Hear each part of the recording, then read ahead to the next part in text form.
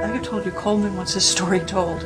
He left such a paper trail that I could find that he was bought and sold a couple times by the time he was 4, much less his trail down in Florida. Coleman is just screaming for his story to be told.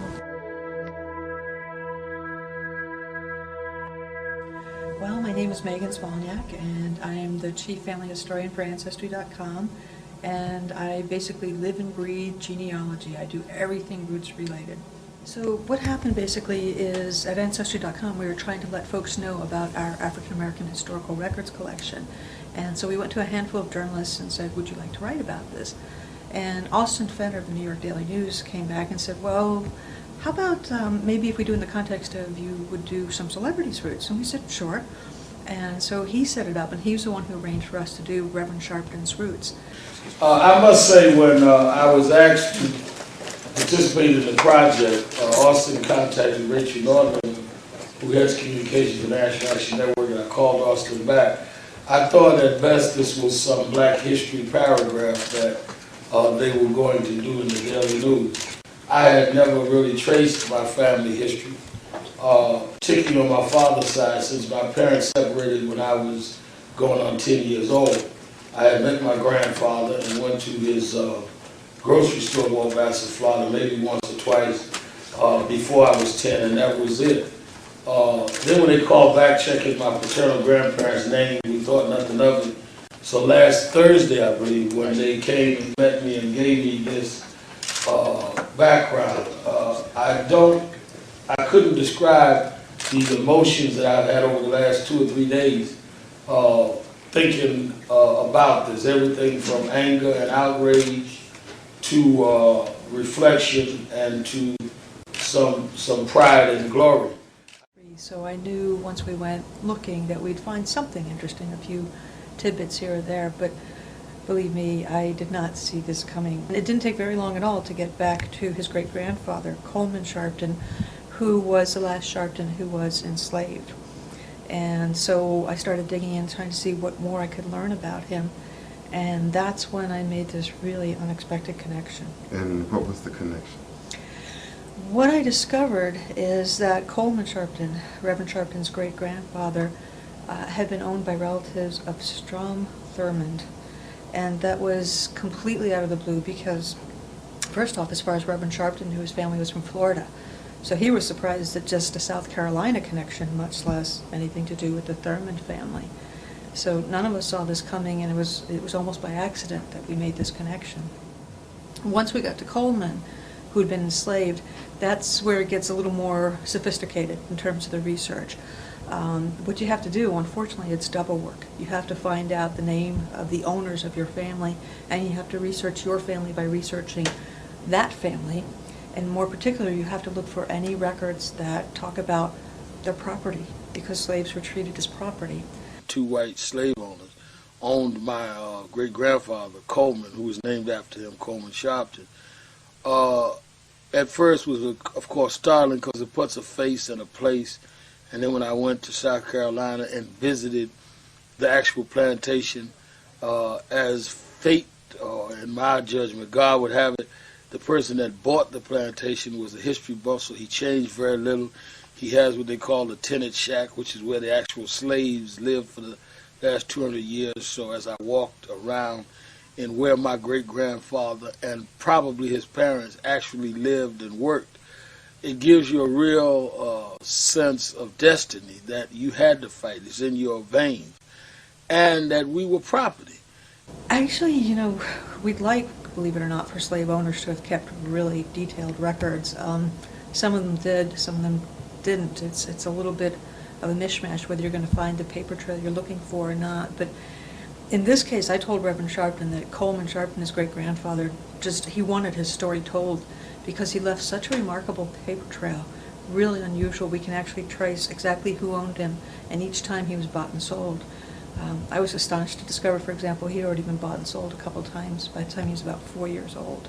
For you, what has that done for you in terms of your mental and emotional thought about what your mission is in life and has been to this point? It has redoubled my commitment. I get up every day knowing that in my actual veins flows the blood of someone who probably wished the day would come that someone would do something about it, and I want to be part of that.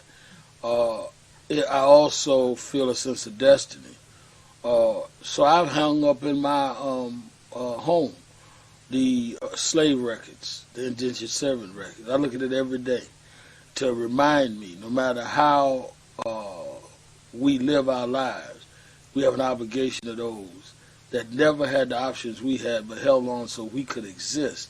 This is my grandfather's father, and it gives you a boundary in life, because before you get too into yourself or too out of line, you start thinking, what would they think that we've done with the struggle they fought from slavery? He lived through the Emancipation Proclamation, signature, the Reconstruction, and on into my grandfather, who was his son, who owned a grocery store in Wabassa, Florida, the only black entrepreneur in that neighborhood. And that becomes heavy.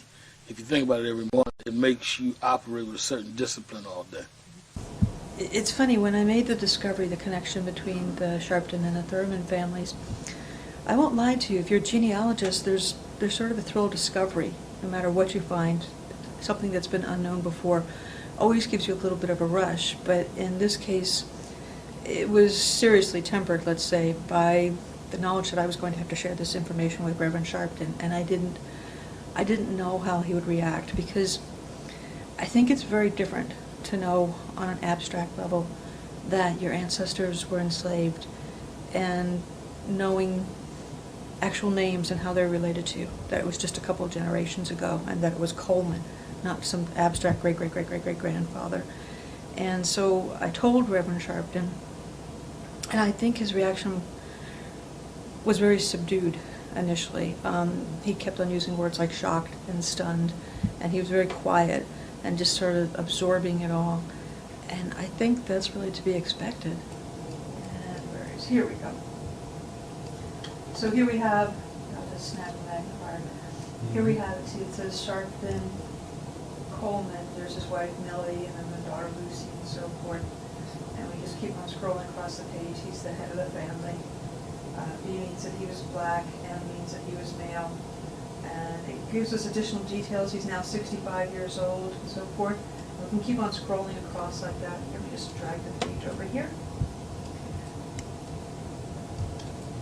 So we can see now that he was born in South Carolina, as were apparently both his mother and his father.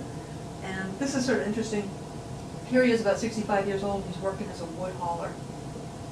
Mm-hmm. So this guy was a hard worker his whole life.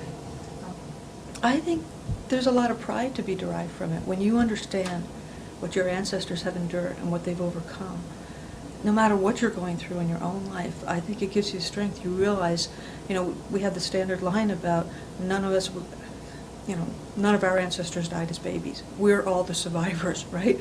We all come from the strong stock. And when you learn about your ancestors and you learn what they really experienced, and you bring them back to life in a sense as people, you realize that their fortitude is flowing in your veins, and you've got the same capability. So I think it's a very positive thing. So these records give you all sorts of clues. Just something simple right here, for instance, this little 11-9 that's next to his wife's name that tells me she's had 11 children, and at this point in the time of the census, 9 of them are still alive. So there's all these little tidbits if you learn how to read these records. They're telling you stories. And I think a lot more people got caught up on the Thurmond, Sharpton, whether we were family, which still has never been established. There's no bloodline. It's ownership. And I think that to just reduce it to bloodline is to really trivialize what America did to us. They didn't just sleep with our great-grandparents. If, in fact, they did, in my case, I don't know. They owned them and sold them. I have the documents where my great-grandfather was willed from Alexander Sharpton to his son Jefferson Sharpton, who married Thurmond, a Thurmond, which is where the families, Thurmonds and Sharptons, came together. So we weren't named Sharpton because of sex. We were named Sharpton because we were property. We were slaves that were owned, sold, and when Jefferson Sharpton died, had to be brought with Miss Thurmond Sharpton to Florida and was rented out by day to be indentured servants, and the money would go back to her for leasing out her property to do work. to pay off her dead husband's debt. That's about as wicked as you can get in the human experience. See, this is the document. This was covered in the media, but it didn't get as much attention because what happened is when Coleman was just a youngster, when he was just a toddler, his first owner, Jephthah Sharpton, died. And so he shows up in his will, and his son Alexander and his son-in-law, Thomas Nixon, bought him jointly. Later that same year, Thomas Nixon died, so I got a copy of his estate, and I wondered what happened to Coleman, because he was shared by the two fellows. And sure enough, in this document, we find that basically Alexander Sharpton is acquiring half of a Negro Boy, Coleman. And this is the document that blew my mind because, to me, this speaks volumes about what slavery is. I mean, the notion, when I first explained this to Reverend Sharpton, his reaction was, wow, so it's like somebody could go into a store and buy my ancestors off the shelf, like a box of soap. And I was thinking to myself, it's not even like that, because, you know, you can't go into a store and buy half a box of soap.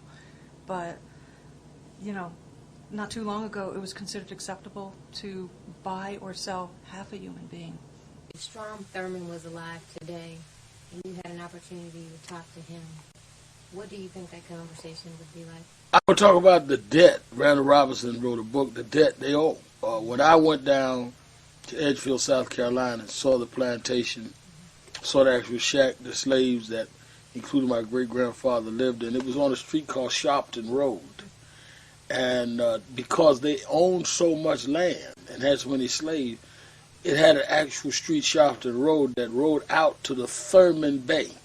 They named the water after that. And I talk about how all of that wealth was built on free labor. Anybody can get rich when you have that kind of labor. In fact, during the last 50 years of slavery, they had 4-to-1 blacks to whites coming in this country. They had 4 slaves to every 1 white coming here. How could you not get rich if you've got 4 or 5 people to every one of y'all? And this whole argument of, well, that was then, this is now, everything is built on then to now. When you have a Supreme Court decision, what is the first thing they cite? Well, in the case of James versus Jones 100 years ago, because you base law, you base legislation on what is established. Well, you base wealth on what was established. So then is now, because they built and have what they have now based on what they inherited, and they inherited it because their forefathers didn't have to pay our forefathers. And I would tell him, there's no reason for us to argue about politics. Let's just get the debt straight.